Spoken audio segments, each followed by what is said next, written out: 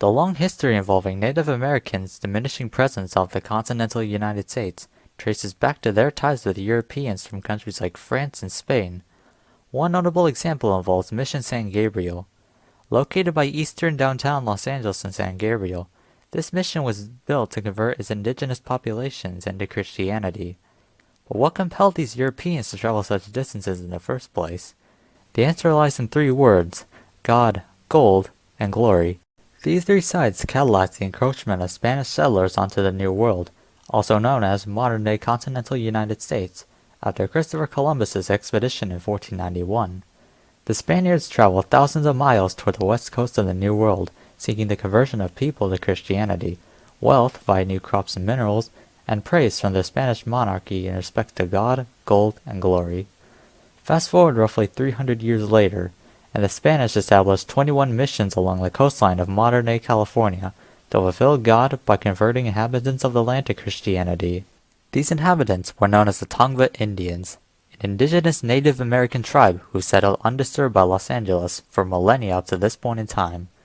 The Tongvas were not easy to convert initially, which resulted in harsh working conditions. They forcibly worked for the Spanish, having to tend agricultural land up to the same treatment as slaves do. This tension led to the spark of the event known as the Mission San Gabriel Uprising of 1785.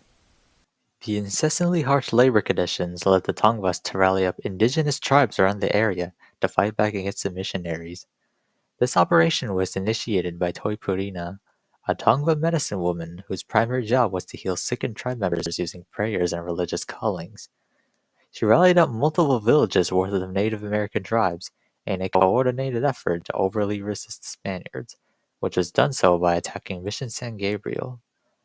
On the night of October 25th, 1785, around 24 Native Americans, armed with bows and arrows, plan to kill as many missionaries and priests as they can. Now perhaps the rebellion would have succeeded, if it weren't for the Spanish, who caught word of the rebellion in advance. As a result, the Spanish ambushed the armed natives, capturing at least 21 of them in the act. Whilst the natives were getting punished by whip spankings, Toiparina was imprisoned. She was also interrogated for her motives behind the uprising, in which she responds, "I hate the Padres, and all of you, for living here on my native soil, for trespassing on the land of my forefathers, and despoiling our tribal domains." The uprising didn't succeed, in which the story brings to light the harsh realities of Native American life and their struggles dealing with the European forces.